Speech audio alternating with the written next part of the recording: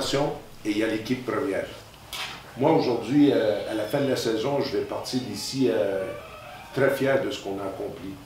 Quand je suis arrivé ici il y a 3 ans, il y avait que Jody Ogniski en salaire à temps plein dans le bureau et il y avait un entraîneur rémunéré à temps plein pour les gamins. Aujourd'hui, peut-être que certains d'entre vous ont entendu parler des résultats qu'on obtient dans le mineur depuis maintenant 2 ans.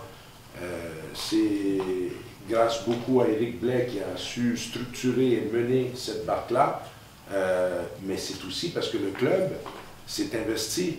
On est passé de 1 entraîneur à temps plein à aujourd'hui 3 entraîneurs à temps plein et un préparateur physique à temps plein.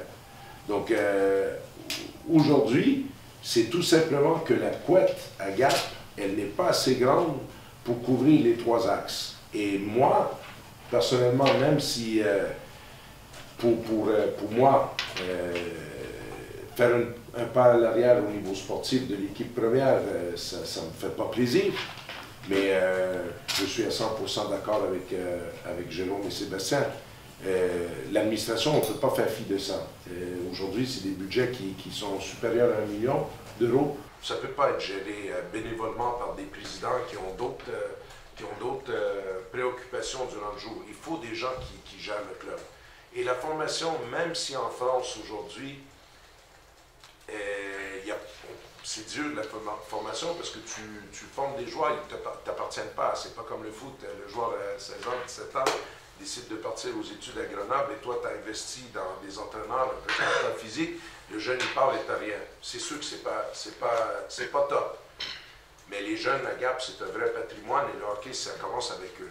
Et donc pour moi, aujourd'hui, si on regarde par rapport à il y a 3 ans, ce qui se profile déjà pour la saison prochaine, c'est un budget très proche de ce que j'ai eu moi pour monter l'équipe quand on a été champion de France, pas très loin, hein? On est d'accord? Donc c'est pas comme si Gap s'en va à la dérive. Hein? On est très proche du budget que j'ai eu il y a 3 ans quand on a été champion et on se retrouve avec une équipe d'administration, entre autres menée par Sébastien Oprandi et Kevin Esmieux voilà, moi je prends beaucoup de plaisir à voir que le club s'est organisé. Il y a du bénévolat aussi autour de Sébastien et Kevin, mais entre autres, Kevin, son CV, il m'est arrivé sur une table et sur celle d'Éric, c'est moi qui l'ai présenté à Jérôme. Les négociations, les discussions que j'ai eues avec Sébastien pendant des années, c'est moi qui a dit à Jérôme, prends celle, t'en as besoin. J'ai toujours agi pour le bien du club. Et aujourd'hui, le club, oui, l'équipe première fait une marche arrière. C'est sûr, les supporters qui ont l'habitude de voir l'équipe évoluer au niveau qu'elle évolue depuis 3 ans, mais ça ne fait pas plaisir de faire une marche arrière. Mais le club doit continuer de l'avant. J'espère juste que les supporters vont comprendre et vont appuyer le club dans son avenir parce que comme j'ai dit, il faut faire avancer ce club-là sur tous les 3 axes. Ce n'est pas juste le sportif de l'équipe première. Après, je voudrais revenir au printemps passé, parce que ça, vous ne le saviez pas, pourquoi quelque part, on jette la serviette pour une équipe vraiment de haut niveau à Gap. Moi, au printemps passé, je voulais partir. Et je l'avais proposé à Jérôme. Et Jérôme, parce que... Pourquoi vous voulez partir? Ben parce qu'on a fait un résultat économique déjà l'année passée, pas positif. Et moi je dirais, il y a une chose que je tiens à défendre, là. Moi, je n'ai jamais coulé un club. Quand je suis parti de Briançon, il y avait des ronds dans la caisse à Briançon. Les problèmes qui sont arrivés après sont arrivés après. Aujourd'hui, moi, mon objectif, c'est d'amener cette équipe-là en demi-finale pour équilibrer le budget, parce que je veux aider le club. J'y tiens. Même si ce n'est pas de ma responsabilité, parce qu'on a une équipe, un budget de milieu de tableau, et on est en première place. Mais pourquoi? Parce que je sentais que si je sens que moi, je ne peux pas aider le club à aller de l'avant, je ne veux pas être là. Je ne veux pas être là. C'est une des raisons pourquoi que mon départ il est consensuel. Moi, je ne veux pas couler le club. Je ne veux pas que le club il navigue dans des eaux qui sont trop profondes. Déjà le printemps passé, moi, j'avais dit à Jérôme, on arrête, c'est trop, on n'arrive pas. Et Jérôme, parce que Jérôme, il était dessus, parce qu'il prenait beaucoup de plaisir à voir l'équipe et parce qu'on n'avait pas envie de lâcher cette dynamique-là et tout ce qui se passe depuis 2 ans, a voulu tenter une dernière fois. Et donc cette année, ça a été une dernière tentative. Ça n'a pas marché l'année passée. Là, on a tenté. Et aujourd'hui, je pense que le constat, il est clair. On a un budget de milieu de tableau. On est en première place et on continue à perdre des sous. Donc, forcément, pour moi, ça ne prend pas un chirurgien ou un ingénieur pour dire, ben voilà, c'est parce que là, aujourd'hui, imaginez si on était à notre place au classement. Imaginez si on était 6e ou 7e au classement, qui veut dire moins de billetterie, moins d'enthousiasme. On serait en plus grande difficulté. Et même si cette année, on va jusqu'au bout, exemple, d'une finale, et qu'on fasse un bénéfice, moi je suis d'accord avec Jérôme et Sébastien, il ne faut pas se lancer là-dedans encore une autre fois. Tu ne peux pas te lancer avec... Tu ne peux pas aujourd'hui, Jérôme a parlé qu'on ne peut pas se passer d'une demi-finale. Mais tu ne peux pas partir avec un budget de milieu de tableau et savoir que si tu ne fais pas la demi-finale, tu n'équilibres pas les comptes. C'est pas possible. Parce qu'il va y avoir une année où tu vas finir à ta place et là, le club va couler. Donc, on va essayer de sauver les meubles cette année. Ça a toujours été notre objectif cette année. On pense qu'on a l'équipe pour aller loin. J'espère qu'on pourra aller au moins suffisamment loin pour permettre au club d'équilibrer le budget. Mais après ça, quoi qu'il arrive, même si on va jusqu'au 7e match d'une finale et on fait du bénéfice, pour moi, ça serait de l'hérésie de continuer dans cette direction-là. La séparation, elle est difficile. Elle est difficile parce que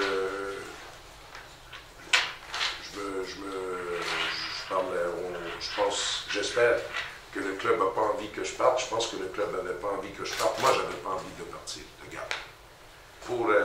Parce que, pour beaucoup de raisons que je vais énumérer, mais je n'avais pas envie de partir de Gap et le club n'avait pas envie que je parte. Et parce que peut-être des deux côtés, on n'avait pas envie de ça, c'est peut-être pour ça que la séparation, elle est un peu plus compliquée aujourd'hui. OK? Mais elle est, comme j'ai dit, j'ai toujours actué l'année passée, quand j'ai décidé de refaire une année, même si moi, je voulais au départ partir déjà le printemps passé, quand on a passé de l'association à la SASP, j'ai renoncé à mon année de contrat. J'avais un contrat de 4 ans. Et j'avais dit à Jérôme, je ne veux pas mettre le club en difficulté. Là ça passe en SASP, donc les contrats, il faut qu'ils soient re-signés. Laissons faire la 4e année, j'embarque une dernière année avec vous et on voit si ça peut fonctionner ce truc-là. Et c'est ce que j'ai fait. Et aujourd'hui, ben voilà, mais j'ai renoncé à cette première année-là aussi pour le bien du club. Hein. J'ai renoncé à de la sécurité, mais parce que j'ai toujours... mais ça, c'est pas seulement mon mérite. On m'a tellement fait confiance ici que ça a été facile pour moi de penser au bien de tout le monde, au bien du président, au bien du club. J'ai jamais mis mes intérêts à moi devant ceux du club. Je ne l'ai jamais fait en 3 ans et je ne le ferai pas aujourd'hui. Donc, je pars satisfait, content du travail accompli. J'espère que la fin de saison qui arrive sportivement est à la hauteur de nos espoirs. Et voilà. Et j'ai passé, perso, j'ai passé 3 de mes meilleures années ici. C'était pas évident partir du champion de France et arriver à Gap. Ça s'est super bien passé. Et puis, je suis arrivé dans un endroit où on m'a fait confiance. J'ai jamais eu la carte bleue du club, mais j'ai toujours eu la carte blanche. En fait, de recrutement, de sportif, j'ai toujours développé ma propre vision de l'équipe que je voulais mettre ensemble, comment je voulais la faire jouer. On n'a jamais interféré. Les supporters, ben, qu'est-ce que je peux vous dire? Ça a été fantastique. Je je peux vous assurer à tous les supporters que ça fait 3 ans que je travaille, puis j'espère toujours, j'essaie toujours de vous procurer du plaisir. Je le fais aussi en partie pour vous. Je suis très reconnaissant. Je ne retrouverai peut-être jamais dans ma carrière. C'est pas pour un entraîneur. Les entraîneurs, on est là pour être critiqués. Et ici à Gap, j'ai été soutenu. J'ai jamais vu quelque chose comme ça, autant de soutien et d'appui. Et quoi qu'il arrive après cette saison, aux supporters, j'ai un message à vous donner, c'est que je vous oublierai jamais. Puis il y a une partie de Gap qui sera toujours dans mon cœur parce que c'est pas juste moi, c'est ma famille, ma compagne. J'ai un garçon qui est né à Gap. C'est pour moi, j'avais dit que j'allais pas être émotionnel ce soir, mais ça restera à jamais. Et je peux vous dire à tout le monde que je serai où je serai. Il y aura une partie de Gap qui sera avec moi partout où je serai. J'ai que de l'amour pour ce club. J'ai que de l'amour pour les supporters qui sont ici. J'ai été entouré ici d'une façon fantastique. J'ai compris très vite que mieux on s'entoure, mieux on vit. Et je voudrais remercier Jérôme, Philippe Vial, les 2 premières années qui étaient là, Jody Omniski, Kevin Esmieux, Sébastien Oprendi, tous les bénévoles, Éric Blais, qui est pas présent avec moi cette année, mais pour faute de moyens, mais Éric a été un atout précieux les 2 premières saisons. Jean-Baptiste Chauvin, qui est mon bras droit dans la logistique et le fonctionnement de tous les jours, Aurore Grandbonnet, le staff médical avec Dr Stotz, Dr Protois, le staff de kiné, Antoine Lefebvre et Émilie Joannon sont plus des amis que des collègues, Florian Neige, et j'espère pas oublier GG, Christophe dans le vestiaire, j'espère pas oublier beaucoup de gens, mais voilà, c'est difficile pour moi de partir parce que j'ai eu la chance de faire partie d'une vraie famille et c'est compliqué, c'est pas le boulot qui va me manquer.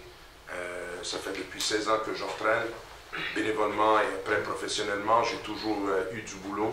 Je m'attends à travailler, mais cet esprit familial, cette chaleur, ce soutien inconditionnel que j'ai eu de la part de tout l'environnement gapençais, je sais que ça va me manquer. Voilà. Merci Luc. Bon, je veux juste rajouter quelque chose. Bon, il a fait ses remerciements. Moi je pense qu'on a encore une fin de saison à écrire. On a les playoffs qui vont commencer. Il est important de se concentrer, c'est pour ça qu'on a voulu à un moment donné éliminer toute cette pression autour. Une chose est sûre, c'est que moi j'ai fait confiance totale à Luciano. Excusez-moi. C'est dur parce que j'ai l'impression de tout casser, tout ce qu'on a construit pendant 3 ans. Donc c'est très émotif. Et une chose est sûre, c'est que c'est pas le moment de faire tes adieux. On aura forcément en fin de saison une soirée, une journée spécifique pour clôturer cette, je pense, 3 plus belles années dans le hockey contemporain à Gap. Voilà. Je ne veux pas en rajouter en plus parce que aujourd'hui c'est pas l'actualité. Je pense que la saison est loin d'être finie. On a encore du boulot, donc demain matin on va se lever et il y aura l'entraînement et il y aura un match qui vont reprendre. Mardi à Épinal. Voilà. Moi j'ai le bonheur de pouvoir partir 15 jours en vacances dans le monde au pays du hockey. Je vais pour couper. Et revenir encore plus fort pour les playoffs. Voilà. Je pense que j'ai pas grand chose à rajouter par rapport à tout ce qui a été dit. Ce que je pourrais rajouter, c'est qu'on a, vous l'avez compris, tous un profond respect les uns pour les autres. Et bon, il y a beaucoup d'émotions, une fin de saison assurée avec un groupe qui en vaut la peine et qui va tout faire pour faire de belles performances. Et au-delà de ça, ce n'est pas le moment d'en parler, mais l'avenir à Gap sera en ligne Magnus et on fera tout pour pérenniser les choses dans le temps. Voilà, pas besoin d'en dire beaucoup plus sur la suite, on en parlera en temps et lieu à la fin de la saison. Merci en tout cas d'être venu. Non, honnêtement aujourd'hui les postes de dépense, autant les 2 premières saisons on a fait des résultats plus que positifs sportivement, ce qui nous a, c'est vrai, produit une augmentation du budget qui a peut-être gommé certains manques de gestion d'une très grande rigueur, on va dire, du fait que je sois bénévole et que, comme disait Luciano, à un moment donné, je ne peux pas m'occuper de mes entreprises, aussi du club à temps complet. À un moment donné, il n'y a qu'un temps complet, il n'y en a pas 2. C'est la raison pour laquelle, avec Luciano m'a proposé Sébastien, et je pense que quand Luciano m'a proposé Sébastien, j'ai dit oui de suite. Je pense que le contrat avec Sébastien s'est signé en 15 secondes, on s'est eu au téléphone, voilà, c'est là. Sébastien y a pensé. Il faut bien comprendre qu'aujourd'hui, cette démarche, elle est faite pour asseoir le club, elle n'est pas faite pour continuer à aller chercher des titres, à être en haut, et puis malheureusement un jour se prendre les pieds dans le tapis et disparaître. J'étais très furieux hier soir ou ce matin après le Dauphiné libéré, mais une chose où je serais encore plus furieux, c'est si un jour ils sont obligés d'écrire le club de Rapace dépose le bilan. Voilà, c'est pas ça que je veux faire. Aujourd'hui, on a un club à construire à la hauteur de nos ambitions et de nos moyens. Voilà. Ça sert à rien d'aller vulgairement dire péter plus haut que son cul. Aujourd'hui, on a les moyens qu'on a. Luciano a été capable de les maximiser. On connaît ses qualités sur ce sujet-là. De les maximiser, de les surmaximiser, de les bonifier d'une façon incroyable. Mais à un moment donné, on ne peut pas continuer perpétuellement à se dire si on ne fait pas une demi, si on ne fait pas une quart de finale, si on n'est pas dans le top 1, si on n'est pas dans le top 4, on n'y arrivera pas. C'est pas possible. À un moment donné, on a besoin de... Il y a 350 gamins qui sont dans le club. Je veux dire, on ne peut pas du jour au lendemain dire aux 3 entraîneurs des 350 gamins, lundi vous venez plus parce qu'il n'y a plus d'entraîneurs. C'est pas possible. Il y a un staff, il y a des dizaines, voire presque plus d'une centaine de bénévoles qui travaillent autour de nous, qui aujourd'hui sont hyper impliqués, autant que moi. Aujourd'hui, on ne peut pas leur dire demain, je suis désolé, on est obligé de mettre la clé sous la porte. C'est quelque chose que, personnellement, ça s'est déjà produit les années précédentes, et je ne veux pas que ça se reproduise. Voilà, je veux que le club de hockey, les Rapaces de Gap, c'est une marque aujourd'hui. Une chose est sûre, c'est que cet essai de cette dernière année nous a prouvé qu'on a plus à gagner en Magnus qu'être en D1. Ça, on en a la certitude. On en a étudié les comportements, le championnat, le nouveau championnat. Le nouveau championnat à 44 matchs n'a posé aucun problème niveau financier. Ce n'est pas ça qui pose de problème. La structuration de la SSP est difficile, mais on l'avait anticipé. C'est pas, financièrement, c'est compliqué, mais c'est anticipé. Donc, ça ne pose pas spécialement de problème.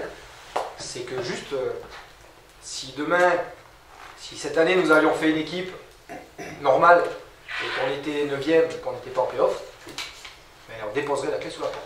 Ça, je ne peux pas l'accepter. Et on ne peut pas dire, je ne peux pas dire à Luciano, Luciano, signe les 5 prochaines années ici, mais tu signes que si tu fais 5 finales. Déjà, lui, il ne pourra pas l'accepter et moi, je ne pourrais même pas lui proposer. C'est même pas concevable. Donc à un moment donné, il faut juste que le club, dans notre volonté de le pérenniser, faut être... voilà. Ouais. Moi, je voudrais juste rajouter que la philosophie, ma philosophie à moi en tout cas, et quand je construis des équipes et ce que j'ai vendu à Jérôme comme état d'esprit, c'est quoi le minimum qu'il faut dépenser pour être en haut. Aujourd'hui, on a un équipementier, exemple, qui s'appelle Bauer, qui a d'autres équipes en Magnus, qui nous a appelés il y a quelques semaines pour nous demander mais est-ce que vos gars, ils ont suffisamment d'équipement? Et on leur a dit oui. Pourquoi? Mais vous êtes à la moitié de la consommation, je ne vais pas nommer les autres clubs, on est à la moitié de consommation de l'équipe Magnus. Les joueurs, quand ils veulent une paire de lacets, ils l'ont peut-être pas tout de suite, on le fait attendre une semaine. Les joueurs qui m'entendent vont comprendre, hein, parce que les crosses qui sont molles, où on veut les échanger, ben nous, on continue à s'entraîner avec des crosses molles, parce qu'on garde la crosse neuve pour le match. C'est-à-dire qu'on a un fonctionnement, il y a beaucoup d'austérité autour de l'équipe. Sur la route, sur les déplacements, on s'est fixé un budget de 13 € le menu pour les joueurs, pour s'alimenter. En France, aujourd'hui, quand vous allez à Bordeaux, quand vous allez ailleurs, essayez de vous nourrir convenablement pour 13 €. C'est quand même un challenge. Il y a des équipes en Magnus qui se nourrissent à 18 €. L'équipe, et ça, je veux en parler, on ne dépense pas de l'argent qu'on n'a pas. Cette équipe-ci, OK, en masse salariale nette, c'est 300 000 €. Sur 24 joueurs, faites la division, c'est à peu près quoi, 12 000 € par joueur, 1 000 € par mois. Après, on ne veut pas l'entendre ça, parce qu'ils vont dire, ouais, mais comment ça se fait? On a un joueur dans notre équipe qui aujourd'hui a une rémunération supérieure à 20 000 € net pour la saison. Un joueur dans cette équipe-là. Il y a beaucoup de joueurs qui viennent ici et font des sacrifices parce qu'ils croient au projet, parce que moi je leur vends le projet, parce que je leur vends ma personne, parce qu'ils ont envie de travailler avec moi et ils acceptent de venir jouer ici pour moins d'argent de ce qu'ils sont capables d'aller chercher ailleurs. OK? Donc, mais c'est ça mon truc à moi. C'est ça que je suis capable de faire. Si je ne suis pas capable de le faire à Gap, je ne sais pas si je serais un bon entraîneur pour le maintien à Magnus. Parce que je n'ai pas cette expérience-là, puis peut-être Seb serait mieux que moi. Et c'est pas ça. Je sais ce que je suis capable de faire, moi. Ce que je suis capable de faire, c'est qu'avec un minimum d'argent, de titiller ceux qui en ont plus. Parce que je sais où il faut le mettre, et je sais comment vendre mon projet, et je sais où on peut économiser des sous, où ça se verra pas tellement. Et donc, est-ce qu'on a dépensé de l'argent qu'on n'a pas? Je ne pense pas. C'est juste que ce projet-là, que moi j'avais envisagé pour l'équipe première, n'est pas viable à Gap. Point barre. Il est, comme tous les sports, voué à jouer au niveau dont elle en a les moyens. On a aujourd'hui un budget, on va dire, milieu bas de tableau. Aujourd'hui, on a les moyens de jouer milieu bas de tableau. Et ensuite, à nous d'être plus malins que les autres, d'optimiser, de maximiser nos moyens. Par le côté familial, par le côté affectif vis-à-vis des joueurs. Par l'outil qu'on a aussi. On a un outil qui est très favorable à la compétition de haut niveau. Il n'y a pas que du négatif à Gap. Mais il n'y a pas de sous. Oui. Mais c'est pour ça que quand les les amateurs de hockey disent « Ouais, le hockey, ça s'en va dans les villes », c'est pas une question que le hockey, ça s'en va dans les villes. Le problème, c'est qu'il faut que ça y aille dans les villes. Pourquoi? Parce que le hockey, pour obtenir des résultats, il faut de la professionnalisation. Il faut un préparateur physique. Il faut, nous, on n'en est pas rendu là, mais il faut un préparateur mental. Il faut moi, je fais ça tout seul. On devrait être minimum 2, mais je le fais tout seul parce qu'on n'a pas les moyens.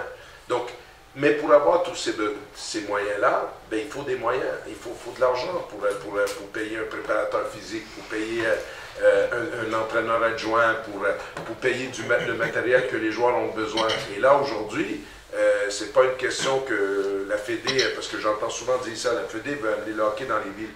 C'est pas que la Fédé veut amener le hockey dans les villes. Le hockey doit aller où il y a suffisamment de moyens qui vont lui permettre d'avoir de la professionnalisation. Dans les villes. Dans les villes. Dans les villes. Je suis d'accord. Moins dans les champs. Ben, c'est la même chose pour le rugby, je pense, en France. Parce qu'aujourd'hui, je veux dire, je ne pense pas qu'il y a 30 ans, il y avait, je ne sais pas combien d'entraîneurs dans un stade de rugby aujourd'hui, préparateur physique, kiné, préparateur mental, tout ça. Il n'y avait pas ces besoins-là. Donc, l'équipe, elle pouvait être à Bourgoin avec un entraîneur, ou voilà. Mais là, aujourd'hui, c'est plus ça. Tu ne peux plus fonctionner comme ça.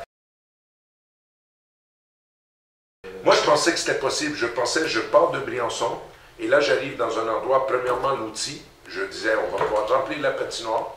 Il y a plus de monde à Gap, il y a plus de gens qui vivent à Gap. Donc moi, je pensais, mais force est d'admettre que c'est vrai que Briançon n'a pas la population ni l'outil qu'à Gap. Mais il y a une mairie qui met 350 000 € aussi. Hein. Voilà, il y a ça, et puis il y a le niveau de la Ligue Magnus aussi qui a progressé. Voilà. Voilà. Je pense aussi que certains clubs progressent plus vite que nous, de par leur... prenons un exemple concret, Lyon. Lyon progresse plus vite que nous, puisqu'ils ont une manne financière, on va dire, plus importante à dégager, et donc... même si aujourd'hui, ils progressent plus vite que nous. Prenez l'exemple de Lyon, c'est un très bon exemple. L'année passée, sportivement, elle est descendue en D1. Elle a été repêchée au dernier moment. OK? Donc, ils ont fait une saison sportive catastrophique. OK? Ils ont descendu en D1. Ils sont remontés à Magnus au dernier moment. Ils ont quand même réussi à monter une équipe avec un budget supérieur au nôtre. Mais nous, si on fait la saison qu'a fait Lyon l'année passée, c'est un dépôt de bilan, regarde. Donc, je veux dire, ceux qui ont des moyens ont des rhumes, et ceux qui ont moins de moyens, ils ont le cancer. Parce qu'on ne s'en sauve pas. Lyon a été capable de se tirer, de se sortir d'une saison désastreuse et quand même mettre sur pied une belle équipe cette année. Et voilà, il y a aussi la réussite sportive, le recrutement, et il y a des entraîneurs qui font très bien le boulot à Lyon aussi. Mais ce que je veux dire, c'est que Gap ne pourrait pas se relever d'une saison comme celle qu'a eu Lyon l'année passée. Donc, et il y a une autre chose aussi. Ce que j'ai fait à Briançon et ce que j'ai fait à Gap, je ne pense pas pouvoir le refaire une autre fois avec les moyens que j'avais. Parce que Jérôme en a fait allusion, le panorama, il a changé. Les moyens des équipes ont changé. C'est-à-dire que quand je suis arrivé à Briançon, il y avait Grenoble et moi. Et après ça, avec Alain Bérou, on regardait, puis on disait, il y a de la place. On peut arriver à être troisième. Mais là, aujourd'hui, on ne peut pas être troisième. T'as Bordeaux qui passe devant, t'as Amiens qui y a quand même plus. Je veux dire, aujourd'hui, c'est juste pas possible. Je ne pense pas que je pourrais refaire ce que j'ai fait les 13 dernières années avec les mêmes moyens. Du patron de l'équipe, vous le savez, vous allez nous le lire. Pas maintenant. C'est pas C'est trop tôt. Ça, c'est quelque chose, c'est une construction d'une saison prochaine. Donc on va... Là maintenant, si vous voulez, vraiment l'objectif, c'est pour ça qu'on a évacué toutes les problématiques. Là maintenant, on n'a qu'une vision. Mais vous le savez. C'est la fin de la saison. Vous le savez. On a une idée et c'est une très précise. Et c'est une solution. Et Luciano pense qu'on est aussi dans la bonne optique. On a une idée très précise de ce qu'on veut faire et de ce qu'on va essayer de faire. Plutôt en interne. Pas forcément. Pas forcément. Pas forcément. D'accord. Toujours en Magnus. Mais toujours en Magnus. Une chose est sûre, c'est qu'économiquement parlant, avec l'outil qu'on a aujourd'hui, avec les recettes de billetterie et de sponsoring qu'on a aujourd'hui, économiquement parlant, on a intérêt à rester en Magnus. Pour moi, pour nous, pour Sébastien et moi, c'est une certitude. Parce que retomber à 12 matchs de saison régulière, je pense même pas envisageable. Voilà. Donc pour nous, on a, je pense, notre objectif notable. Et aujourd'hui, dans tout championnat, n'importe quel sport que ce soit, il y a toujours des équipes de milieu de tableau qui vivent très très bien pendant des années et qui peuvent pendant 2-3 ans faire des coups d'éclat comme on fait. Et puis qui continue, voilà, enfin je sais pas, je peux vous donner, j'ai pas d'idée en tête, mais peut-être un Saint-Étienne. Un Saint-Étienne au foot, qui a des saisons, des années plutôt très fortes, puis des creux de vagues, mais ils sont toujours en Ligue 1. Club en Magnus, hein. Voilà. Et ce que j'aimerais surtout, c'est aller jusqu'au bout cette année. Oui. Déjà, je suis concentré là-dessus. Oui. J'ai aucun contact avec aucun autre club ou entité, quoi que ce soit, pour la saison prochaine. Je ne suis pas pressé. Je ne sais pas ce que je veux. Je sais ce que je veux pas. Ce que je veux pas, c'est me retrouver encore une fois dans un club où le plafond il est à 1,50 m. Parce que le problème, c'est pas Luciano Basile qui a des ambitions démesurées ou qui dépense de l'argent qu'il n'y a pas. J'ai juste besoin d'être dans un endroit où le travail que je fais peut permettre au club d'aller de l'avant. Et le plafond à Gap, le plafond à Briançon, ça m'a servi beaucoup. Hein. Je regrette rien. aujourd'hui, je pense que cravacher avec des moyens moindres pour avoir des résultats m'a permis de progresser dans ma profession, dans mon travail. Je suis reconnaissant des 10 ans d'opportunités que j'ai eues à Briançon et des 3 ans à Gap. Ça a été une école de vie et professionnelle parce que je n'ai pas pu me reposer. Hein. Il a fallu toujours voilà, inventer les choses, être créatif, de travailler plus fort que les autres. Et moi, je pense qu'aujourd'hui, je suis meilleur professionnellement parce que j'ai été dans des endroits où il n'y avait pas les moyens. Mais je sais que je ne veux pas être dans un club où je sais qu'au bout de la ligne, si on a des résultats avec un petit budget, parce que là aussi, si je restais à Gap cette saison, c'est quoi qui se profilerait? Je vous dis ce qui profilerait, ça serait de changer 20 joueurs encore. On pourrait garder aucun de nos joueurs. Comment vous gardez une masse salariale à 300 quand vos gars en moyenne gagnent 1 000 € par mois ou 1 500 si c'est sur un contrat de 8 ou 9 mois, je ne sais pas trop. Mais si vous avez une masse salariale et vous avez le résultat, parce que quand tu n'es pas tellement bon, tes joueurs ne sont pas tellement sollicités. Mais nous, on les paie pourquoi? Les joueurs sont déjà sollicités. Donc, qu'est-ce qu'il y avait pour moi au bout de la ligne cette saison? Ça serait de faire encore ce que j'ai fait. J'ai eu l'énergie de le faire cette année, de changer 18 joueurs. J'ai recruté 25 joueurs parce qu'on a eu tellement de blessés, de départs. Je suis rendu au 25e recrutement. J'ai constitué une équipe de A à Z. Mais je veux pas, tu sais, c'est comme quand tu joues au blackjack, puis tu vas à Las Vegas et tu gagnes le gros lot. Moi, je prends l'argent et je me casse. Je ne veux plus rejouer. Parce que je sais qu'à rejouer, tu vas te brûler à un moment donné. J'ai plus envie de me brûler. Ce qu'on est en train de faire, ce qu'on est en train de faire cette année, c'est juste un miracle sportivement. Et changer 20 joueurs encore pour la saison prochaine, pour encore jouer le haut de tableau, ça, j'en ai pas envie, que ce soit à Gap ou ailleurs. Ça, j'en ai pas envie. Mais pour le reste, je vais garder toutes les portes ouvertes. Je vais écouter, je vais attendre. Je trouve ça aussi un peu excitant quand la vie, elle n'est pas tracée d'avance et que tout est possible. Il y a aussi un peu d'excitation. Je pense pouvoir retrouver du travail. Donc, l'important, c'est de rebondir dans un endroit qui sera bien pour moi et surtout pour ma famille, qui est très importante pour moi. Luciano a pris, Luciano a pris une très belle image d'un club avec un plafond de 1,50 m. Avant que Luciano arrive, on avait un plafond de 80 cm. Nous, on était comme ça. Grâce à Luciano, grâce au titre, c'est clair que le titre nous a apporté énormément, peut-être un peu trop tôt, trop rapidement, mais on est monté à un plafond de 1,50 m. Aujourd'hui, on ne descend pas à 80. Aujourd'hui, on redescend à 1,30 m, à 40. On se recourbe, on ne s'allonge pas. C'est vraiment une image qu'il faut qu'on retienne. Aujourd'hui, ce qu'on fait, c'est une marche arrière pour le bien du club. Comme l'a dit Luciano tout à l'heure, le club est plus important que Luciano, que moi, que Seb. Moi, je ne serai pas président à vie. Seb ne sera peut-être pas manager à vie à Gap. Donc, à un moment donné, on se doit de continuer et d'avancer dans le bon sens.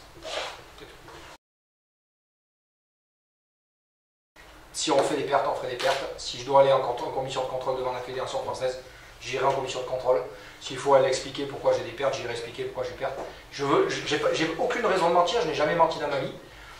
On peut se tromper, on peut se planter. Le tout, c'est que derrière, il faut qu'on soit suffisamment soudés, solidaires, pour continuer. C'est tout. Mais une chose est sûre, c'est que ma vocation de président, j'aimerais, hein, j'adorerais pouvoir mettre même 500 000 € chaque année. Hein. Luciano, je pense qu'on est d'accord, hein, ce serait le top. Mais aujourd'hui, déjà, j'en ai pas les moyens. Et d'une, et de deux, ce n'est pas ma vocation. Je fais ça quand même essentiellement pour le plaisir. Et voilà. Là, par contre, j'ai la chance d'avoir, et ça, c'est quelque chose de nouveau, c'est qu'on est dans une SASP, et j'ai la chance d'avoir, à la surprise de beaucoup de choses, un ensemble d'actionnaires qui sont à 300% derrière moi, que ce soit financièrement, que ce soit mentalement ou dans la poursuite, ou dans notre objectif. Voilà. Donc ça, c'est déjà une force d'avoir un noyau d'actionnaires qui sont derrière. Mais pour le moment, ça ne suffit pas à pérenniser. Mais ça suffit, on ne fera certainement pas des centaines de milliers d'euros de pertes cette année. Mais s'il faut que chaque année, en début d'année, on se dise et qu'on se mette la pression pour se dire bon, si on fait pas une demi, on y passe, c'est pas possible. C'est ce qu'on explique. À un moment donné, notre budget doit être À moins que tu as un équilibré. budget de top 4. Oui, Là, tu peux pas. on est d'accord. On est d'accord. Mais à un moment donné, on a un budget X. Avec ce budget X, il faut que notre saison régulière et nos strict minimum de play-off ou play-down éventuels équilibrent notre budget et qu'ensuite ce ne soit que du plus. Et que si on a du plus, qu'on a gagné un petit peu du plus sur une année, ben c'est ce plus-là qu'on va réinvestir, parce qu'on n'a pas une vocation à gagner de l'argent. C'est ce plus-là qu'on va réinvestir les années suivantes pour se dire ben, qu'est-ce qu'on peut faire de mieux. Alors l'année dernière c'était Seb, puis ça sera peut-être un jour préparateur physique, j'en sais rien, je sais pas, j'ai pas de poste qui nous manque aujourd'hui, mais peut-être un kiné à temps complet dans l'équipe si demain ça se produit, mais j'en sais rien. Mais aujourd'hui il faut pas qu'on se dise si on fait pas une demi, on y passe. Le budget équilibré, il est quoi? Il est, si tu as, exemple, le 4e budget, ben, il faut finir 4e. Quand tu finis en haut, tu fais un bénéfice. Quand tu finis un peu en bas, ça s'équilibre l'année après. Mais il faut que tu sois à ton niveau. Gap, aujourd'hui, si notre budget il serait équilibré, ça veut dire qu'on pourrait finir dans le milieu bas de tableau et on serait à notre place. Et on équilibrerait le budget. Et là, on sait que ce n'est pas le cas parce qu'on n'arrive même pas à l'équilibrer quand la patinoire est pleine. Quand les gens viennent avec l'engouement qu'il y a à Gap aujourd'hui, on n'arrive même pas à l'équilibrer, même en étant sportivement pas à notre place. C'est un choix de raison. Hors sujet. Ben, hors sujet dans le sens, non, hors sujet dans le sens où aujourd'hui. Est-ce que c'est une idée qui serait bonne? C'est une idée qui est bonne. Je ne veux pas rentrer dedans.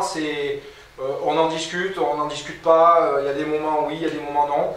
Vous savez, les mariages ou les associations, elles se font par nature. Je dis toujours par nature et pas par forcer. Si elles doivent réussir, c'est par nature.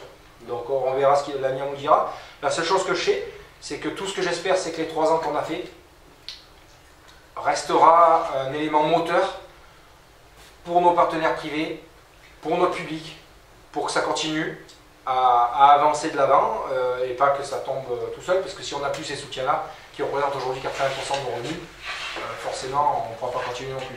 Voilà. Mais je pense que depuis l'Alparena, depuis Luciano, il y a eu quelque chose qui s'est créé autour du hockey bien pensé, et à nous de le faire fructifier dans de meilleures conditions. Pour ça, on vous présentera le projet à la fin de l'année. On veut éliminer toute polémique, toute discussion, tout. C'est fait. Là, demain, l'entraînement va attaquer. Nous, les joueurs, le savaient déjà. Luciano le savait déjà. Nous le savions déjà. Là, maintenant, l'ensemble de la population guapençaise, que ce soit presse, supporters, que ce soit le sait, c'est acté. Même si on était champion, ça ne changera rien. Le milieu du hockey le savait aussi. Aujourd'hui, on a évacué toute la pression qu'il pouvait y avoir et on a les coups des franches pour. Mais c'est pour la même raison pourquoi que moi, avec mes joueurs, je leur ai expliqué la situation. Parce que je trouvais que depuis quelques semaines, ça parlait beaucoup dans le vestiaire de la saison prochaine et qu'est-ce qui arrivait, si moi j'allais être là, etc. etc. Et des fois, le doute est pire qu'une mauvaise nouvelle, quoi. Des fois, c'est mieux de savoir qu'est-ce qui se passe, parce qu'à partir de ce moment-là, on peut le mettre de côté et se concentrer sur ce qu'on a à faire. L'avenir nous le dira. Peut-être qu'on regrettera, peut-être qu'on se retrouvera puis on aurait dit on n'aurait pas dû la faire, la conférence de presse. Mais à quelque part, on voulait créer une situation transparente pour tout le monde, pour nos joueurs, pour nos supporters, pour que moi personnellement comme entraîneur, je n'ai pas envie que les joueurs dépensent de l'énergie dans le vestiaire à causer sur la situation du club. C'est ça, c'est qu'à un moment donné, nous aussi, parce qu'après les rumeurs de doute dans les vestiaires, ça existe dans toutes les équipes pro tout le temps. On est d'accord, mais là comme ça, nous il y a déjà plus de rumeurs, parce que Luciano avait anticipé déjà il y a 15 jours, ou la semaine dernière, l'annonce. Donc les joueurs étaient au courant. nous, on peut aussi sereinement commencer à préparer l'avenir. Voilà, enfin, voilà. C'est transparent. Voilà. C'est transparent. Il n'y a pas à cacher des choses. Je pense que c'est une décision collégiale où à un moment donné, on se dit, voilà, c'est comme ça. On ne peut pas aller plus loin. Enfin, on peut pas continuer. Enfin, ça ne servirait à rien de continuer pour rien. Donc autant se le dire et puis avancer. Et là, moi j'aurais tendance à dire, on est intimement nous tous persuadés qu'on a quelque chose à faire sur nos playoffs. Ben, faisons-le à fond, profitons-en à fond. Et puis l'année prochaine sera une autre année. Et les années prochaines.